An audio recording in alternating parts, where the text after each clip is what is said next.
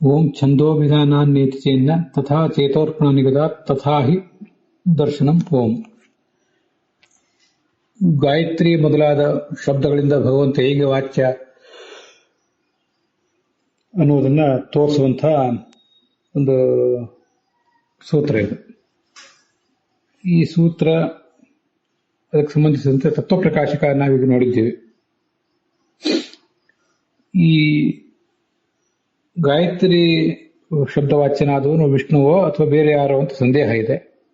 ಅದಕ್ಕೆ ಕಾರಣ ಏನು? ಲೋಕ ಪ್ರಸಿದ್ಧಿ, ಜಗತ್ತಿನಲ್ಲಿ ಹೀಗೆ ಪ್ರಸಿದ್ಧಿ ಇದೆ. ಮತ್ತೆ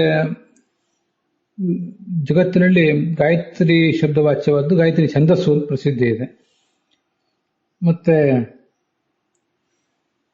ಈ ವೇದ ವಾಕ್ಯಗಳಿವೆ, ಜ್ಯೋತಿಷ್ ಶಬ್ದವನ್ನು ಒಳಗೊಂಡಂತಹ ವೇದ ವಾಕ್ಯಗಳಿವೆ. ಋಗ್ವೇದದಲ್ಲಿದೆ, ಯಜುರ್ವೇದದಲ್ಲಿದೆ.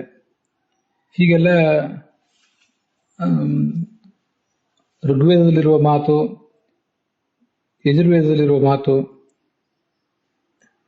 ಮತ್ತೆ ಯಜುರ್ವೇದಕ್ಕಿಂತ ಈ ಸಾಮವೇದದಲ್ಲಿರುವಂತಹ ಮಾತು, ಇವೆಲ್ಲ ಭಗವಂತನನ್ನು ಪ್ರತಿಪಾದನೆ ಮಾಡ್ತಾ ಇದೆ.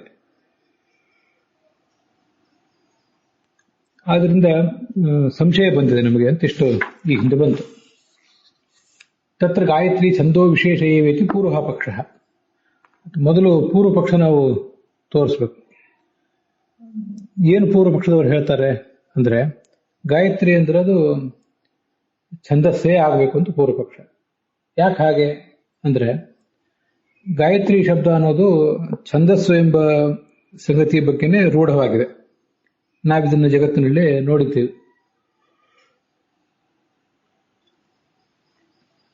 ಜಗತ್ತಿನಲ್ಲಿ ಪ್ರತಿಯೊಬ್ಬರಿಗೂ ಗೊತ್ತಿದೆ ಗಾಯತ್ರಿ ಉಷ್ಣಿಕ್ ಅನುಷ್ಠುಕ್ ಬೃಹತಿ ಜಗತಿ ಇತ್ಯಾದಿ ಛಂದಸ್ಸುಗಳಿವೆ ಅಂತ ಪ್ರತಿಯೊಬ್ಬರಿಗೂ ಕೂಡ ಗೊತ್ತಿದೆ. ಮತ್ತೆ ನಮಗೆ ಜಗತ್ತಿನಲ್ಲಿ ರೂಢಿ ಇರುವುದು ಮಾತ್ರ ಅಲ್ಲ, ಈ ಪ್ರಸ್ತುತವಾದಂತಹ ಛಾಂದೋಗ್ಯ ಉಪನಿಷತ್ತನ್ನು ನಾವು ಗಮನಿಸಿದ್ರು ಕೂಡ ವಾಗ್ವೈ ಗಾಯತ್ರಿ ಅಂತಿದೆಯಲ್ಲ, ಗಾಯತ್ರಿಯನ್ನ ಅಲ್ಲಿ ವಾಕ್ ಅಂತ ಹೇಳಿದ್ದಾರೆ. ಅದು ಮಾತು ಅಂತ ಬಂದಿದೆ. ಮಾತು ಅಂತ ಬರುವುದು ಅಂದ್ರೆ ಏನರ್ಥ? ಮಾತಿನ ಒಂದು ಪ್ರಭೇದವೇ ಛಂದಸ್ಸು, ಮಾತಿನ ಪ್ರಭೇದವೇ ಕಾವ್ಯಗಳು, ಗದ್ಯಗಳು, ಹೀಗೆಲ್ಲ. ಋಗ್ಯಜು ಸಾಮ ಮೊದಲಾದೆಲ್ಲವೂ ಕೂಡ ಮಾತಿನ ಪ್ರಭೇದವೇ. ಹಾಗೆ ಗಾಯತ್ರಿಯು ಕೂಡ ಮಾತಿನ ಪ್ರಭೇದವೇ. ಅದರಿಂದ ಗಾಯತ್ರಿಯನ್ನು ಕೂಡ ವಾಕ್ ಎಂಬುದಾಗಿ ಹೇಳಿದ್ದಾರೆ. ಅದಕ್ಕೆ ನಮಗೊಂದು ಪ್ರಶ್ನೆ ಬರಬಹುದು. ಸಿದ್ಧಾಂತ ಹೇಳುವವರು ಇಲ್ಲೊಂದು ತಮ್ಮನ್ನು ತಾವು ಸಮರ್ಥನೆ ಮಾಡಿಕೊಳ್ಳುವಂತಹ ಪ್ರಯತ್ನ ಮಾಡಬಹುದು. ಮತ್ತೆ ಜ್ಯೋತಿಶ್ರುತ್ಯ ಗಾಯತ್ರಿ ಆದಿ ಶ್ರುತಿ ಬಾಧ. ಗಾಯತ್ರಿ ಅಂದ್ರೆ ಛಂದಸ್ಸೇ ಆಗಬೇಕು ಅಂತ ನೀವೇನು ಹೇಳಿಕೊಟ್ಟಿದ್ದೀರಿ, ಅದು ಸರಿಯಲ್ಲ. ಯಾಕೆಂದ್ರೆ ಜ್ಯೋತಿ ಶ್ರುತಿ ಇದೆಯಲ್ಲ, ಅಂದ್ರೆ ಜ್ಯೋತಿಷ್ ಶಬ್ದವನ್ನು ಒಳಗೊಂಡಂತಹ ಶ್ರುತಿ, ಅದನ್ನು ನಾವು ಈ ಹಿಂದೆ ಸಮರ್ಥಿಸಿದೀವಲ್ಲ. ವಿಮೇಕರಣಾಪತಯತೋ ವಿಚಕ್ಷುರ್ವೀದಂ ಜ್ಯೋತಿರ್ಹೃದಯಾಹಿತನ್ವಿತ್ ಅಂತ ಹೀಗೆ ಋಗ್ವೇದದ ಮಂತ್ರ ಬಂದಿದೆ. ಅದಕ್ಕನುಸಾರವಾಗಿ ಜ್ಯೋತಿ ಅಂದ್ರೆ ಭಗವಂತನೇ ಆಗ್ಬೇಕಲ್ವಾ. ಆ ವೇದವಾಕ್ಯದಿಂದ ಈಗ ನೀವು ಹೇಳ್ತಿರುವಂತಹ ವೇದವಾಕ್ಯಕ್ಕೆ ವಿರೋಧ ಬರ್ತದಲ್ಲ. ಈಗಿನ ವೇದವಾಕ್ಯವನ್ನು ಅವಲಂಬಿಸಿ ನೀವು ಛಂದಸ್ಸೇ ಗಾಯತ್ರಿ ಶಬ್ದವಾಕ್ಯ ಅಂತ ಹೇಳ್ತಾ ಇದ್ದೀರಿ. ನಾವು ಹಿಂದೆ ಹೇಳಿದ್ದೀವಿ ಜ್ಯೋತಿ ಅಂದ್ರೆ ಪರಮಾತ್ಮ ಅಂತಾನೆ. ಅದರಿಂದ ಜ್ಯೋತಿಶ್ರುತಿಯಿಂದ ಗಾಯತ್ರಿ ಮಂತ್ರಕ್ಕೆ, ಗಾಯತ್ರಿ ಛಂದಸ್ಸೇ ಭಗವಂತ ಅಂತ ನೀವು ಹೇಳಿ ಹೊರಟಿದ್ದೇನಿದ್ದೀರಿ, ಅದಕ್ಕೆ ವಿರೋಧ ಬರ್ತದಲ್ಲ ಅಂತ ಪ್ರಶ್ನೆ. ಈ ನಚ ಜ್ಯೋತಿಶ್ರುತ್ಯ ಗಾಯತ್ರಿ ಆದಿ ಶ್ರುತಿ ಬಾಧ ಅನ್ನೋ ಮಾತಿಗೆ ಭಾವದೀಪದಲ್ಲಿ ವಿವರ ಇದೆ. ಜ್ಯೋತಿಶ್ರುತೇ ವಿಷ್ಣು ಪರತ್ವಸ್ಯ ಪೂರ್ವ ಮುಕ್ತತ್ವೇನ ಅಂತ. ಜ್ಯೋತಿಶ್ರುತಿ ಅಂದ್ರೆ ಋಗ್ವೇದದ ಮಾತು, ಅದು ವಿಷ್ಣುಪರ ಅಂತ ಅನ್ನೋದನ್ನ ನಾವು ಹಿಂದೆ ಸಮರ್ಥನೆ ಮಾಡಿ ತೋರಿಸಿದ್ವಿ. ತದ್ವಿರೋಧಾತ್, ಆ ಶ್ರುತಿಯ ವಿರೋಧ ಬರುವುದರಿಂದ ಅತ್ರ ಪೂರ್ವ ಪಕ್ಷೋದಯ, ಪೂರ್ವ ಪಕ್ಷಕ್ಕೆ ಇಲ್ಲಿ ಅವಕಾಶವೇ ಇಲ್ಲ ಅಂತ ಈಗೊಂದು ಪ್ರಶ್ನೆ ಬರಬಹುದು. ಅದಕ್ಕೆ ಉತ್ತರ ಹೇಳ್ತಾರೆ, ಶ್ರುತೇ ಶ್ರುತಿ ಬಾಧಕತ್ವ ಅಯೋಗಾತ್.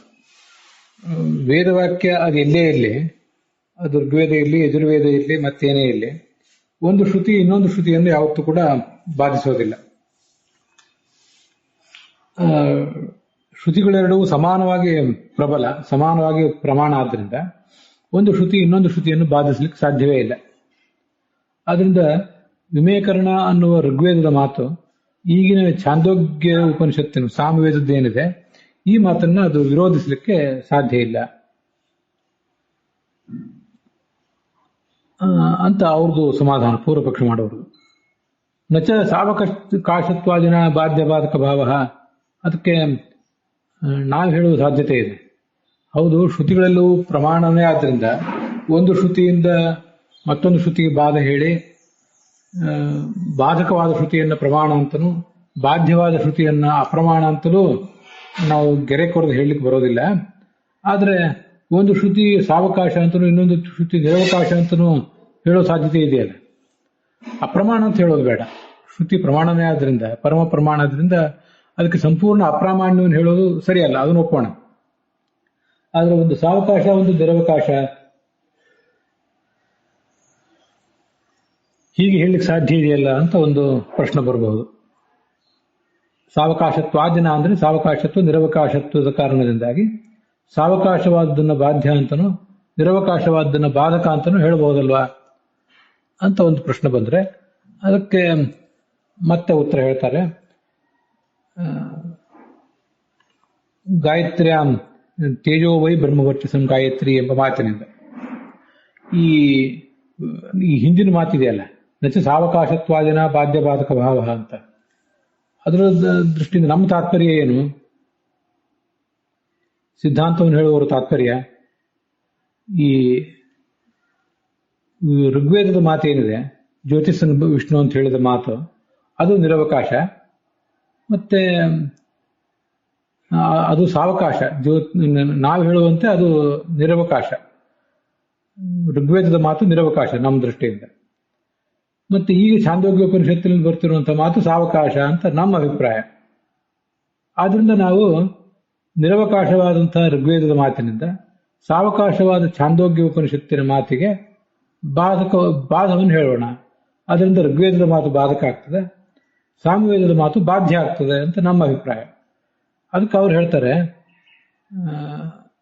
ನೀವು ಹೇಳಿದ್ದು ಬಾಧ್ಯ ಬಾಧಕ ಭಾವ ಸರಿಯಲ್ಲ, ಇನ್ನೂ ಒಂದು ವೇದವಾಕ್ಯ ಇದೆ, ನೀವು ಅದನ್ನು ಗಮನಿಸಬೇಕು. ತೇಜೋವೈ ಬ್ರಹ್ಮವರ್ಚಸಂ ಗಾಯತ್ರಿ ಅಂತ.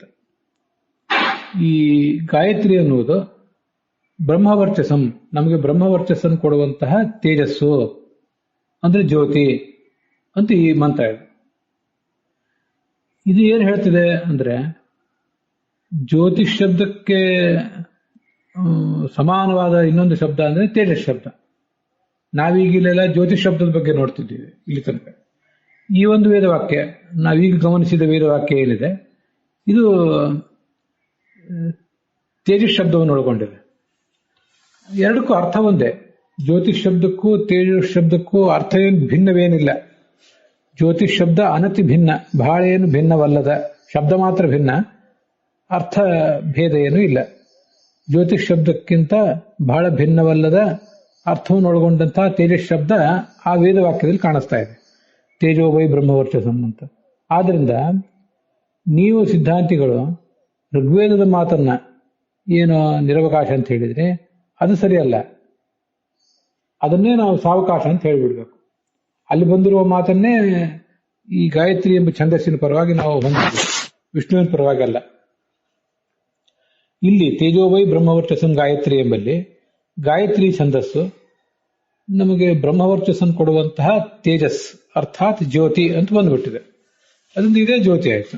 ಇದಕ್ಕನುಸಾರವಾಗಿ ಅಲ್ಲಿರುವ ಮಾತನ್ನೇ ನಾವು ಹೊಂದಿಸ್ಬೇಕಾಗ್ತದೆ. ಅಲ್ಲಿಯೂ ಕೂಡ ಜ್ಯೋತಿಷ್ ಶಬ್ದವಾಚ್ಯವಾದ್ದು ಗಾಯತ್ರಿ ಅಂತಾನೆ ಹೇಳಬೇಕಾಗ್ತದೆ. ಜ್ಯೋತಿಶ್ರುತೇ ಏವ ಸಾವಕಾಶತ್ವಾತ್, ನೀವು ಸಿದ್ಧಾಂತಿಗಳು ತಿಳಿದಂಥ ತೋರಿಸಿಕೊಟ್ಟಂತಹ ಜ್ಯೋತಿಷ್ ಶ್ರುತಿಯೇ ಋಗ್ವೇದದ ಮಾತೆ ಸಾವಕಾಶ ಆಗಿಬಿಡ್ತದೆ ಅಂತ ಅವರು ಪ್ರಶ್ನೆ ಮಾಡ್ಲಿಕ್ಕೆ ಹೋಗ್ತಾರೆ.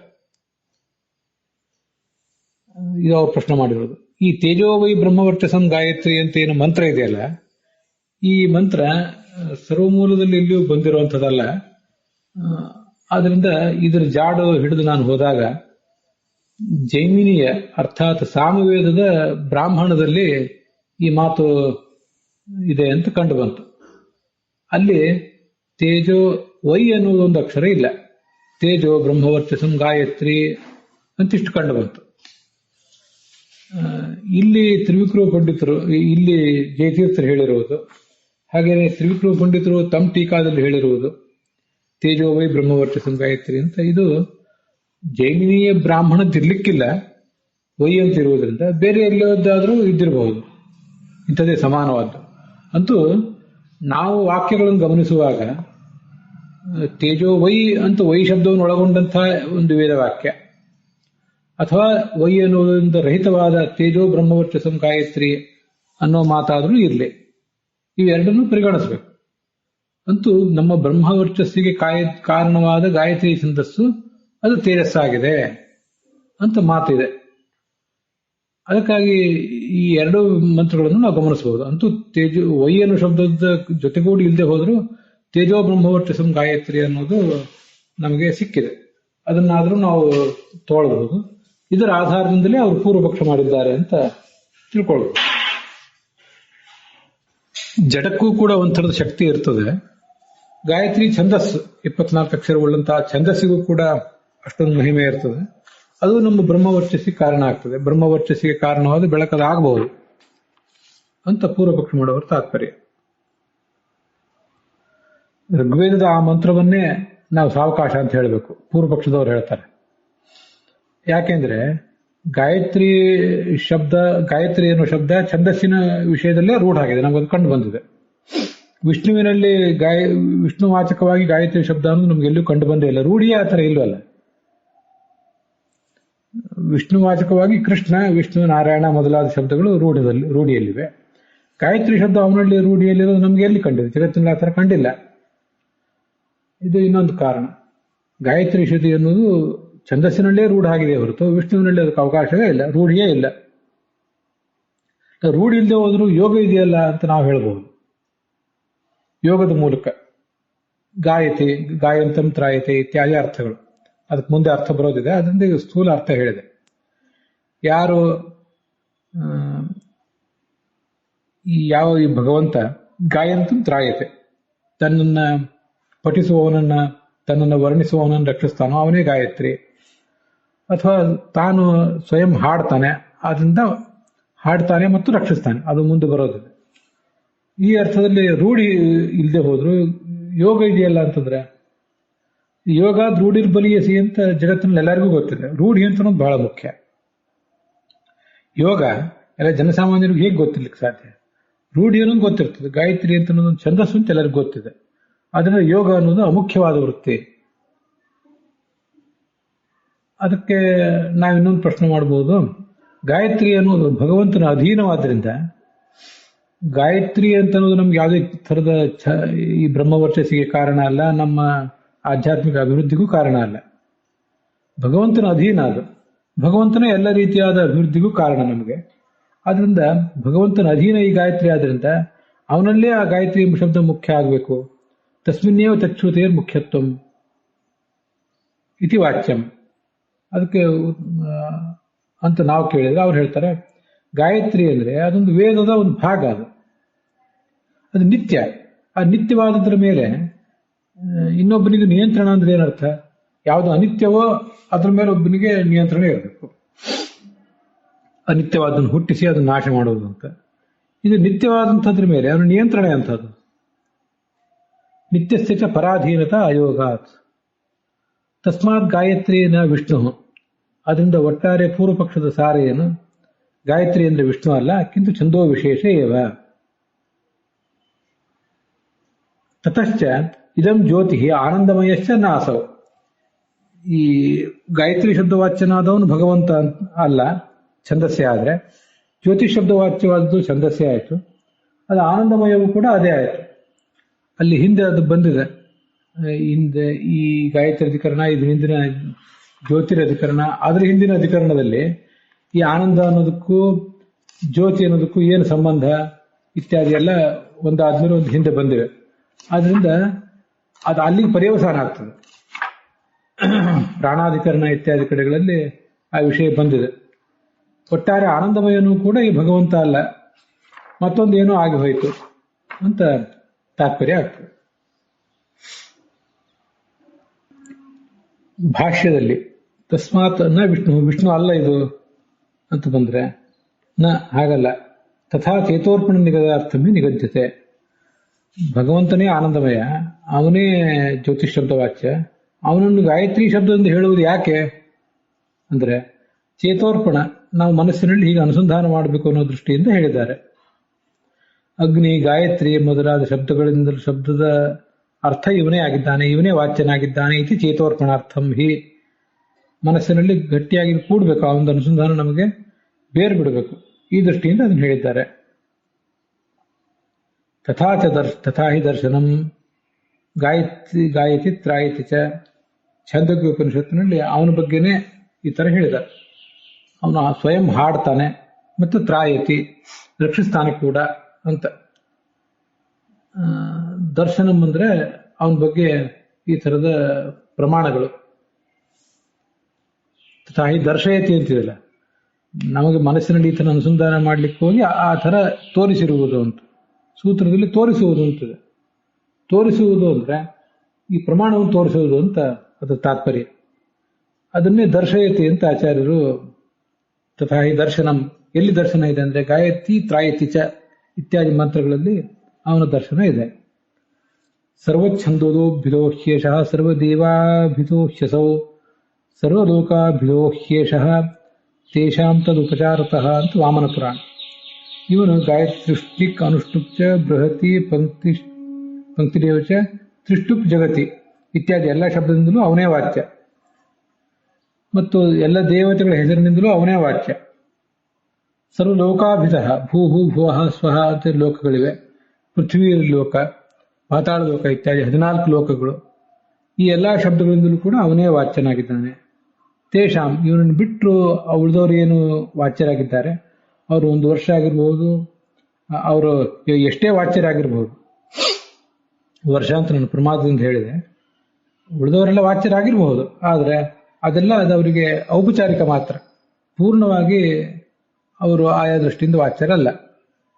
ಸಂಪೂರ್ಣ ರೀತಿಯಿಂದ ವಾಚ್ಯ ಅವನೇ ಆಗಿದ್ದಾನೆ. ಉಳಿದವರೆಲ್ಲ ಅದು ಗೌಣ ಅಂತ ತಾತ್ಪರ್ಯ. ಅಲ್ಲಿಗೆ ಈ ಭಾಗ ಸಮಾಪ್ತ ಆಗಿದೆ.